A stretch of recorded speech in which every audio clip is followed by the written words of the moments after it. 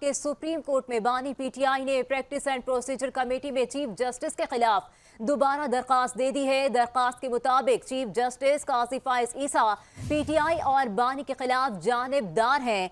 आपको अपडेट कर रहे हैं कि सुप्रीम कोर्ट ने बानी पीटीआई ने प्रैक्टिस एंड प्रोसीजर कमेटी में चीफ जस्टिस के खिलाफ दोबारा दरखास्त दे दी है। दरखास्त के मुताबिक चीफ जस्टिस काजी फाइज ईसा पीटीआई और बानी के खिलाफ जानिबदार रहे।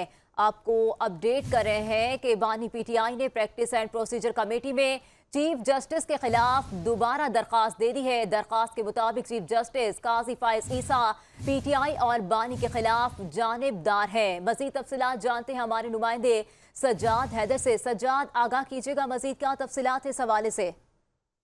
जी बिल्कुल, बानी पाकिस्तान तहरीक इंसाफ ने प्रैक्टिस एंड प्रोसीजर कमेटी में चीफ जस्टिस के खिलाफ दोबारा दरख्वास्त दे दी है। चीफ जस्टिस काजी फाइज ईसा पाकिस्तान तहरीक इंसाफ और बानी पीटीआई के खिलाफ जानिबदार है, ऐसा कहना है। दरख्वास्त में इनका मजीद कहना है कि चीफ जस्टिस मेरे और पाकिस्तान तहरीक इंसाफ से मुतल्लिका किसी भी केस में कार्रवाई का हिस्सा न बने और चीफ जस्टिस काजी फाइज ईसा ने अभी तक अपने खिलाफ दायर रेफरेंस को अपने ऊपर जाती हमला तस्वुर किया हुआ है और चीफ जस्टिस की अहलिया मुताबिक मौके पर बानी पाकिस्तान तहरीक इंसाफ के खिलाफ बयानात भी दे चुकी हैं और सुप्रीम कोर्ट ने बानी पीटीआई की पहली दरख्वास्त को एतराज लगाकर वापस भिजवा दिया था। जी।